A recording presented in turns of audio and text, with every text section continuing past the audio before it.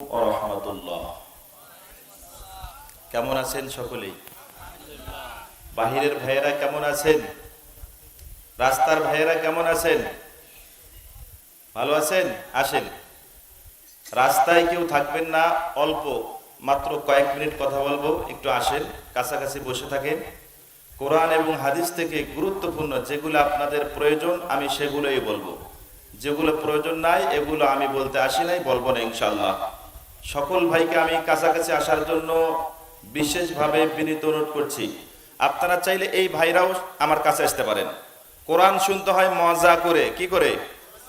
মজা করে কোরআন শুনতে হয়, এলোমেলো করে কোরআন শোনা যায় না। এই যুবক ভাইরা আপনারা আসেন তো, এই আপনারাও চলে আসেন, একদম আমার কাছে আসেন। অল্প কিছু কথা হবে, আপনার কাছে আসলে ভালো লাগবে। আমরা কাছাকাছি থেকে কোরআন শুনবো ইনশাআল্লাহ। আসেন, ওই রাস্তার ভাইরা চলে আসেন। ভলেন্টিয়ার প্রয়োজন নেই, খুব বেশি লোক নাই, আর বিশৃঙ্খলা হওয়ার সম্ভাবনা এখানে নেই। এজন্য আপনারা সকলে চলে আসেন। ভলেন্টিয়ার, আয়োজক এবং যারা আছেন সকলে চলে আসেন। মা বোনেরা যেখানে আছেন একটু সাবধানে চুপচাপ বসে থাকেন, একটু সামান্য সময় কোরআন থেকে আমি কথা বলি, আপনারা শুনবেন ইনশাআল্লাহ।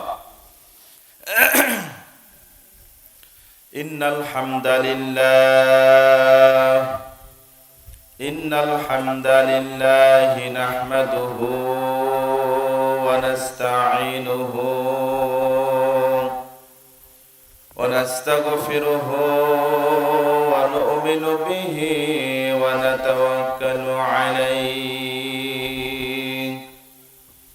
ওয়া নাউযু বিল্লাহি মিন শুরুরি আনফুসিনা ওয়া মিন সাইয়্যাতি আ'মালিনা।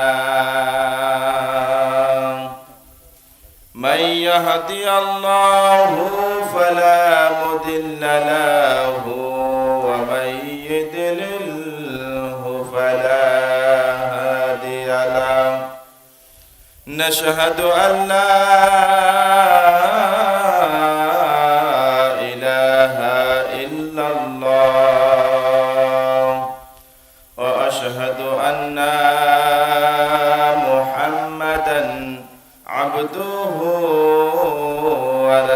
ورسوله الذي أرسله بالحق بشيرا ونذيرا وداعيا إلى الله بإذنه وسراجا منيرا. أما بعد فقد قال الله تعالى في كلامه المجيد وفي فرقانه الحميد. أعوذ بالله من الشيطان الرجيم. بسم الله الرحمن الرحيم. إنما وليكم الله ورسوله والذين آمنوا الذين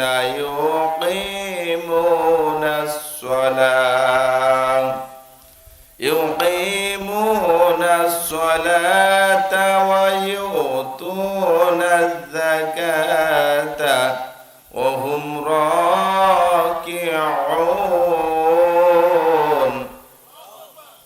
صدق الله العظيم. وقال رسول الله صلى الله عليه وسلم إن الذي ليس في زوفه شيء من القرآن كالبيت الخريب. رواه الترمذي. إن الله وملائكته يصلون على النبي يا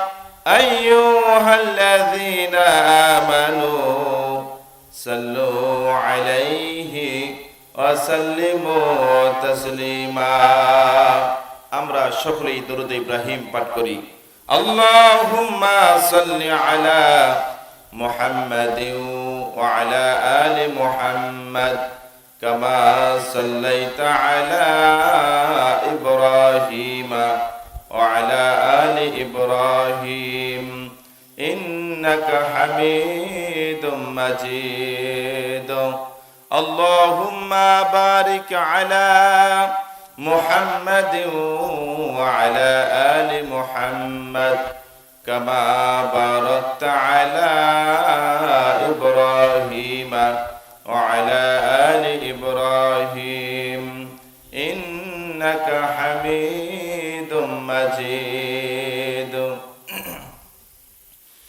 প্রভু তুমি বলেছো রাসূল দেবে না বলনি দেবে না ওমর বলনি দেবে না হামজা তারিক খালিদ বিজয় সমর প্রভু তুমি বলেছো রাসূল দেবে না বলনি দেবে না ওমরের যুগ রাশেদার সেই খেলাফত ফিরিয়ে দেবে না আলোর সমাজ কেটে কেটে আধারে রাত পৃথিবীতে আর তুমি প্রভু দেবে না খুলে সোনালি দোর বলনি দেবে না হামজা তারিক খালিদ বিজয় সমর প্রভু তুমি বলেছো রাসূল দেবে না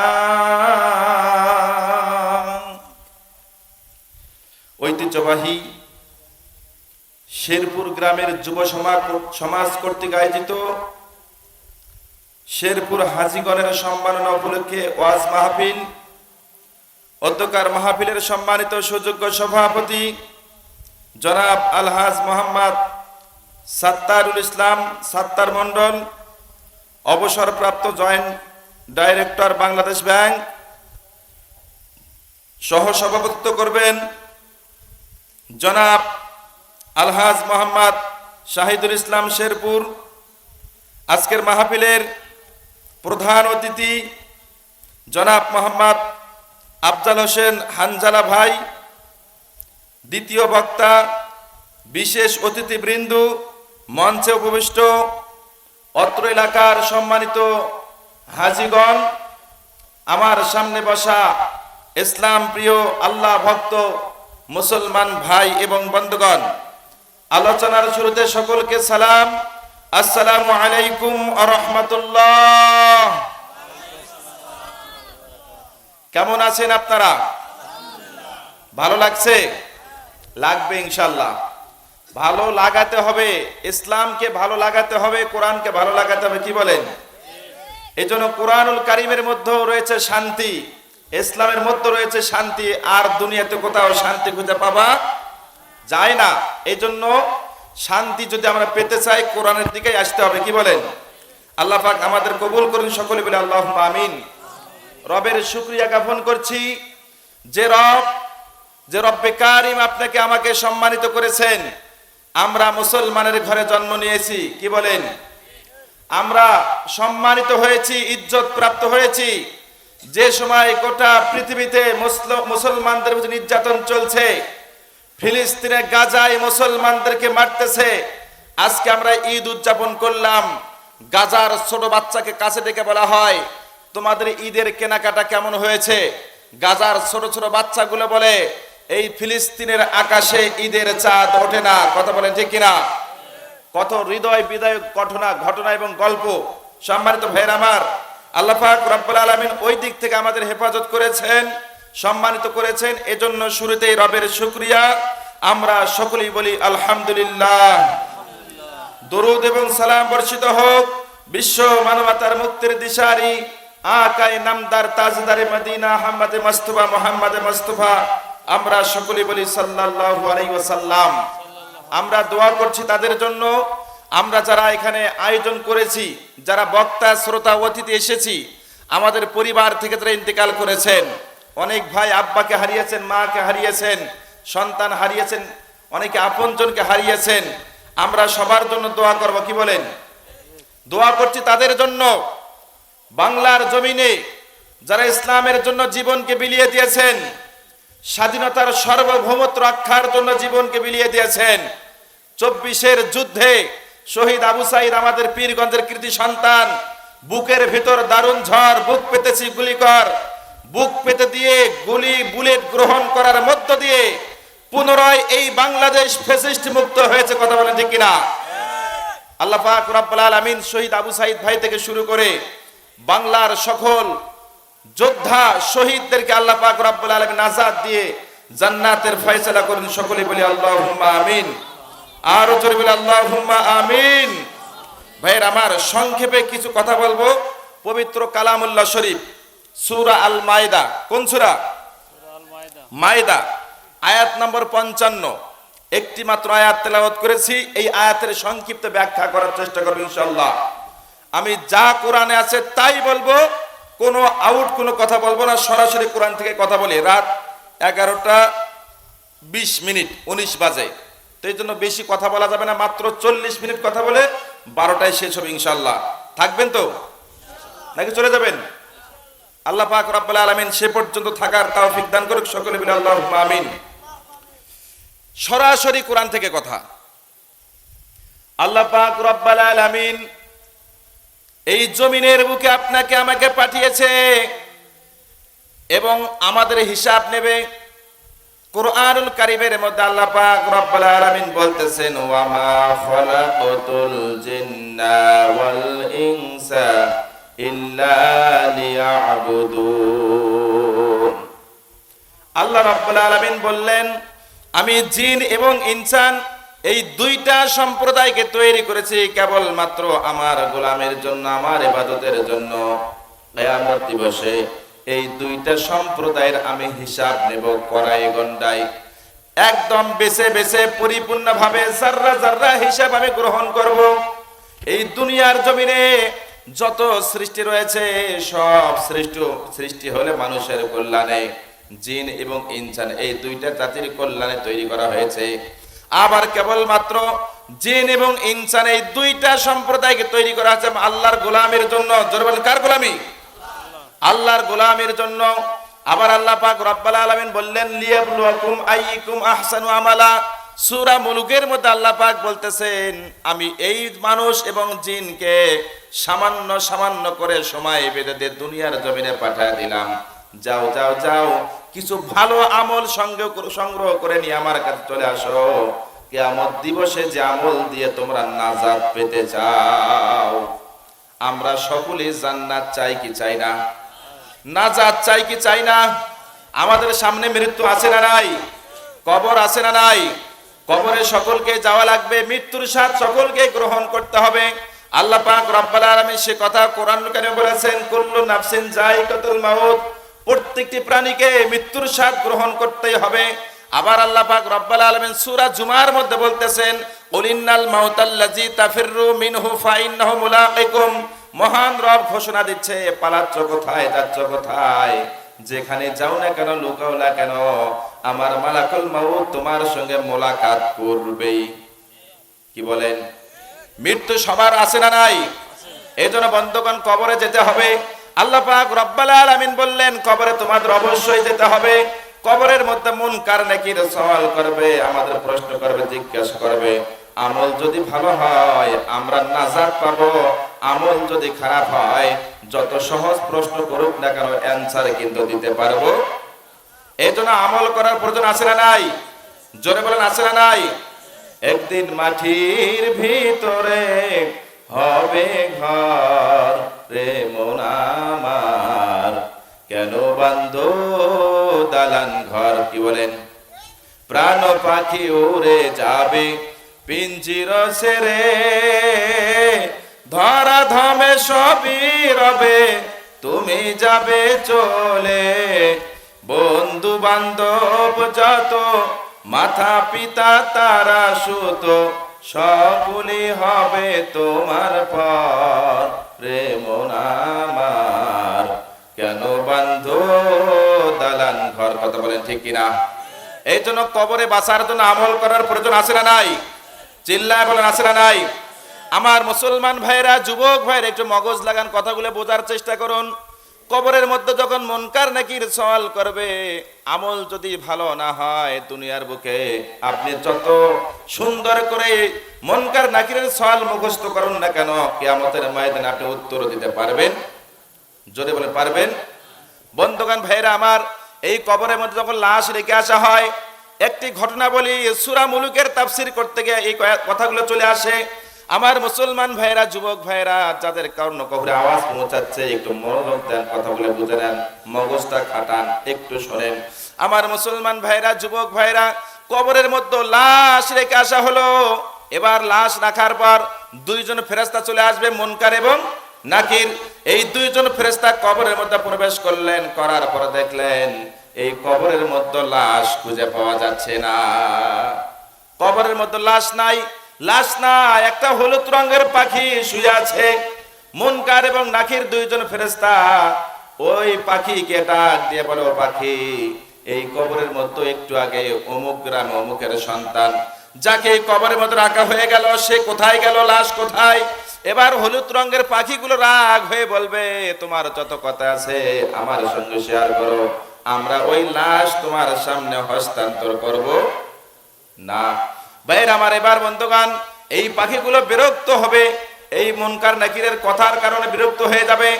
এক পর্যায়ে ফেরেশতারা বলবে, ও পাখি, আমরা তোমাকে জিজ্ঞাসা করতে পারবো না, তোমাদের জিজ্ঞাসা করার মতো অনুমতি আমাদের আল্লাহ দেন নাই। আমরা অনুমতি পেয়েছি ওই ব্যক্তিকে জিজ্ঞাসা করার জন্য, সওয়াল করার জন্য। আমরা ওই ব্যক্তিকে সওয়াল করব, তাকে আমাদের সামনে প্লেস করা হোক। এবার বন্ধুগণ, পাখি বলবে, যাও যাও, যে আল্লাহর কাছ থেকে অর্ডার নিয়ে এসেছো ওই আল্লাহর কাছে ফেরত যাও, আমাদের সামনে বেশি ঝামেলা করতে পারবা না। ফেরেশতারা তখন বিপদে পড়ে যাবেন, আল্লাহ রাব্বুল আলামিনের কাছে গিয়ে হাজির হবেন। ও আমাদের রব, কবরের মধ্যে গেলাম, আমরা সওয়াল করতে গেলাম, আমরা তাকে জিজ্ঞাসা করতে গেলাম, কবরের মধ্যে কোনো লাশ নাই, কবরের মধ্যে শুয়ে আছে একটা পাখি। জোরে বলেন কি? পাখি শুয়ে আছে। এবার আল্লাহ পাক রব্বুল আলামিন ফেরেশতাদেরকে বলবেন, খবরদার খবরদার, এই পাখির সঙ্গে বেয়াদবি করো না, পাখির সামনে গিয়ে বেয়াদবি করবা না। এবার বন্ধুগণ, আল্লাহ পাক রব্বুল আলামিন ফেরেশতাদেরকে বলবে, জলদি করে যাও, ওই পাখিরা যাহা যাহা বলে তাহা তাহা করো, খবরদার বেশি পেছাপেছি করো না। এবার ফেরেশতারা নিরুপায় হয়ে চলে আসবে কবরের মধ্যে। আবার এসে বলবেন, ও আল্লাহর বান্দা ভাই পাখি, আমরা আপনার কাছে জানতে চাই, এই যে কবরের মধ্যে লাশ রাখা হলো, লাশটা গেল কোথায়, তাকে জিজ্ঞাসা করতে চাই, তাকে আমরা সওয়াল করব। এমনি করে বলার পর বন্ধুগণ, পাখিগুলো নরম সুরে উত্তর দেবে, আমরা আসলে সাধারণ কোনো পাখি না, দুনিয়ার কোনো পাখি আমরা নই। ফেরেশতারা বলবে, তোমার পরিচয় জানতে চাই, ওই লোককে জিজ্ঞাসা করবো না, তাকে আমি খুঁজবো না, জানবো না, তোমার পরিচয় দিয়ে দাও, আমরা শান্তি পাই। এবার পাখিরা খুশি হয়ে বলবে, আমাদের পরিচয় জানতে চাও? বলে, হ্যাঁ, তোমার পরিচয় জানলেই হবে। এবার বন্ধুগণ, এই পাখিরা তখন বলবে, আমরা সাধারণ পাখি নই, আমরা হলাম আল্লাহ রাব্বুল আলামিনের মহাগ্রন্থ আল কোরআন। সুবহানাল্লাহ, আসতে জোরে, মহাগ্রন্থ আল কোরআন। এবার ফেরেশতারা বলবে, তোমরা কেন কবরের মধ্যে আসলা, কারণটা কি? এবার বন্ধুগণ, এই পাখিরা বলবে, কোরআন বলবে, ও আল্লাহর ফেরেশতারা, তোমরা জানো না, এই যে অমুক গ্রামের অমুক ব্যক্তি যাকে কবরের মধ্যে রাখা হলো, যাকে সওয়াল করতে এসেছো, এই ব্যক্তি সাধারণ কোনো মানুষ নয়। দুনিয়ার জমিনে আমার অস্তিত্ব ছিল না, আমাকে নিয়ে অনেকে রাজনীতি করেছে, আমার হুকুমত কায়েম করতে চায় না। এই কথা বলেন ঠিক কিনা? আল্লাহর জমিনে দিন কায়েম হোক, এটা অনেকে চায় না, অথচ আল্লাহ পাক রব্বুল আলামিন কুরআনুল কারীমে বললেন, আন আকিমুদ্দিন, সব ফরজের বড় ফরজ, সব কাজের বড় ভাগ, বড় ফরজ, বড় কাজ হলো জমিনের বুকে দিন কায়েম করা। যাদের অন্তরের মধ্যে দিন কায়েমের চেতনা থাকবে না, ওই সকল ব্যক্তিরা আমাকে মুসলমান পরিচয় দিতে পারবে? কার কথা? আল্লাহ পাক রব্বুল আলামিন সে কথা বলেছেন।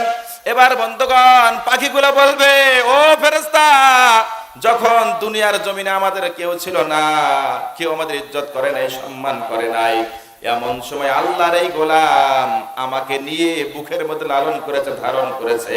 সূরা মুলুকের তাফসীর পড়তে গেলে জানা যায়, বলা হয়েছে সূরা মুলুক দৈনন্দিন জীবনে তেলাওয়াত করেছে, প্রতিদিন বাদশা তেলাওয়াত করেছে এবং আল্লাহর জমিনে দ্বীন কায়েমের চেষ্টা করেছে।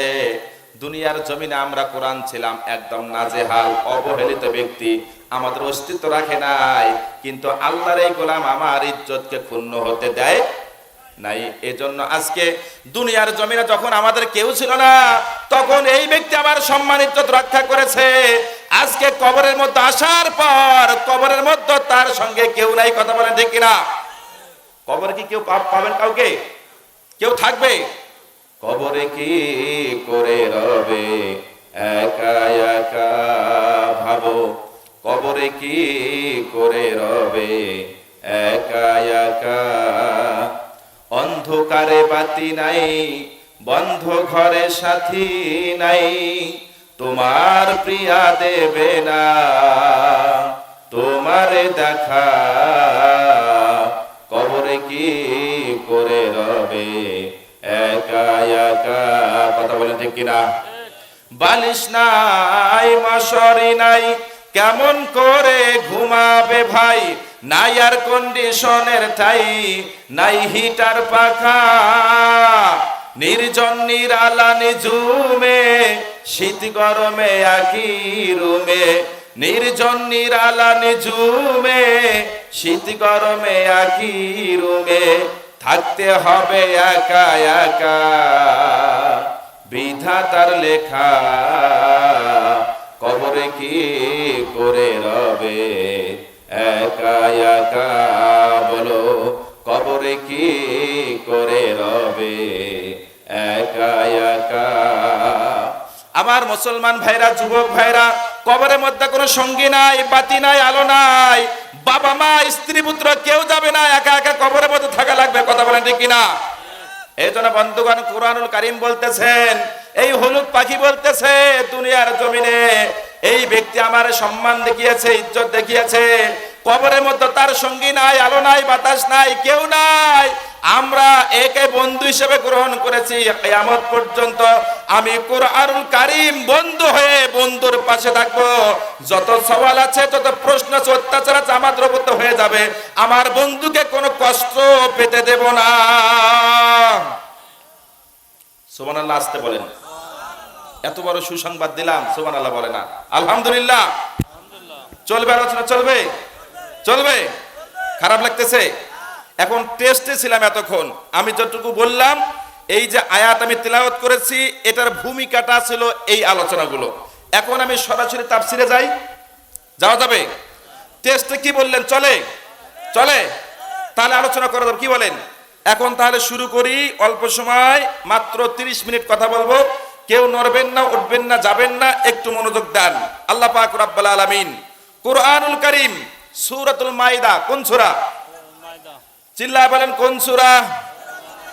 মাইদা। মাইদা মানে কি? আটা, রুটি, খাবার, এগুলাকে বলা হয় মাইদা।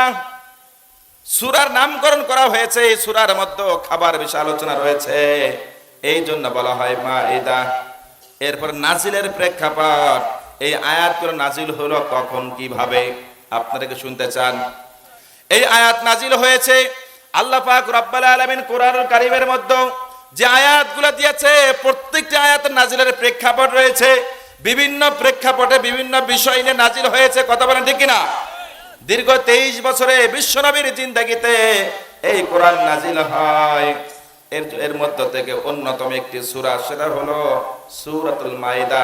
নাজিলের প্রেক্ষাপট ছিল, আল্লাহর নবী সাল্লাল্লাহু আলাইহি ওয়াসাল্লাম যখন মক্কার জিন্দেগিতে ইসলাম প্রচার করতেছিলেন, মাত্র গুটি কিছু লোক ইসলাম ধর্ম গ্রহণ করেছেন, বাকিরা শুধু বিরোধিতাই করেছেন। এমন কঠিন মুহূর্ত ছিল, আব্দুল্লাহ ইবনে মাসউদ রাদিয়াল্লাহু তাআলা হাদিস বর্ণনা করেছেন, আল্লাহ পাক রব্বুল আলামিন বিশ্ব নবীর প্রতি একটি আয়াত দিলেন, পরিপূর্ণ সূরা দিলেন। সূরাটির নাম ছিলেন সূরা আর রহমান। জোরে বলেন, কোন সূরা? সূরা আর রহমান। সুন্দর সূরা না? কি সুন্দর তেলাওয়াত, ভালো লাগে, মজা লাগে, কি বলেন? অনেক সুন্দর একটি সূরা। এই সূরা নাজিল হয়ে গেল।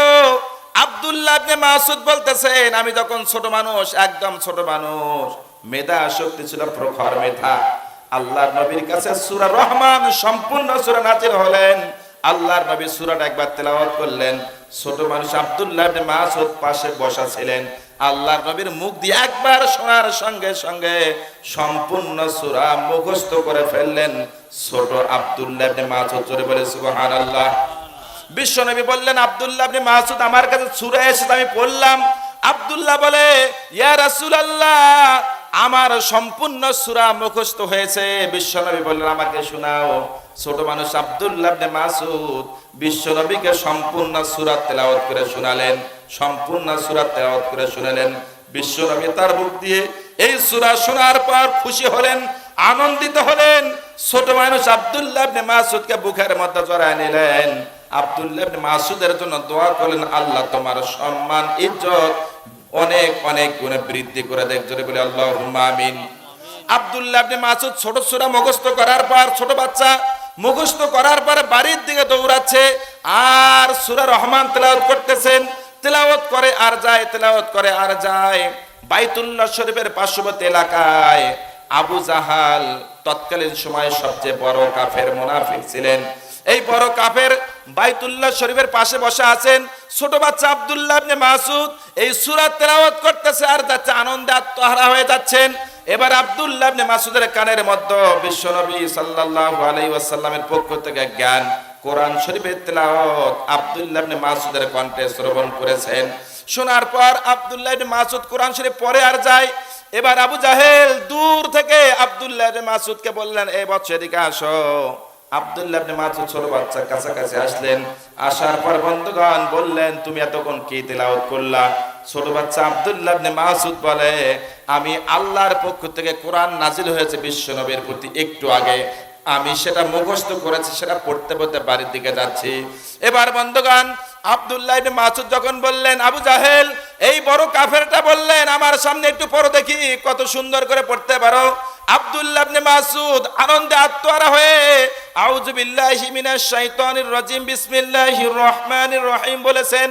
এরপরে সূরা আর রহমানের আর রহমান এতটুকু তেলাওয়াত করেছে। করার সঙ্গে সঙ্গে আবু জাহেল বড় কাফেরটা হাতের মধ্যে জামাগুলো আটো করে নিয়ে যতদূর হাত ওঠে ততদূর হাত উঁচু করে ছোট বাচ্চা আব্দুল্লাহ ইবনে মাসউদের কানের মধ্যে থাপ্পড় লাগা দিলেন। জোরে বলে নাউজুবিল্লাহ।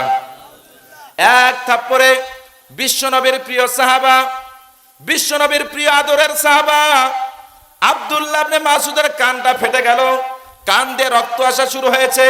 ছোট বাচ্চা ফুপায় ফুপায় কান্না করে আর বলে, আমি তো বলতে চাই নাই, তুমি তো আমাকে তেলাওয়াত করতে বললাই, তো আমি বললাম, এরপরে আমারে মারলা কেন?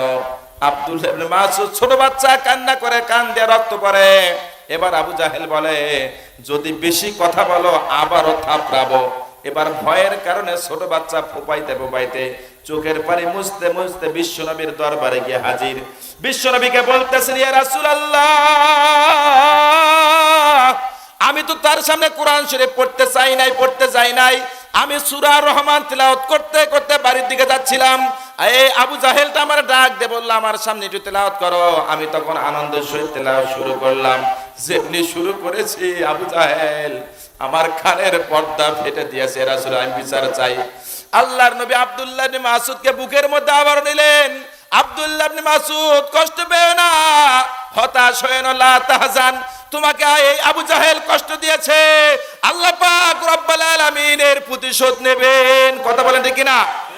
বন্ধুগণ, আব্দুল্লাহ ইবনে মাসউদ ওই দিন বিশ্বনবীর কলিজার মধ্যে ঢুকে কান্না করে। বিশ্বনবীর চোখ দিয়ে পানি পড়ে, সাহাবীদের মুখ দিয়ে পানি পড়ে, সাহাবীদের চোখ দিয়ে পানি পড়তেছে। কিন্তু জিবরাইল আমিন আলাইহিস সালাম তৎক্ষণাৎ হাজির হয়েছেন। এবার সব সাহাবী কান্না করে, আব্দুল্লাহ ইবনে মাসউদ কান্না করে, বিশ্বনবীও কান্না করে, কিন্তু জিবরাইল আমিন আলাইহিস সালাম মুস্কি মুস্কি হাসে। আল্লাহু আকবার। জিবরাইল বললেন, ইয়া রাসূলুল্লাহ, কান্না থামিয়ে দেন। বিশ্বনবী বললেন, জিবরাইল তুমি কান্না করো না, হাসো কেন? আমরা তো সবাই কান্না করি।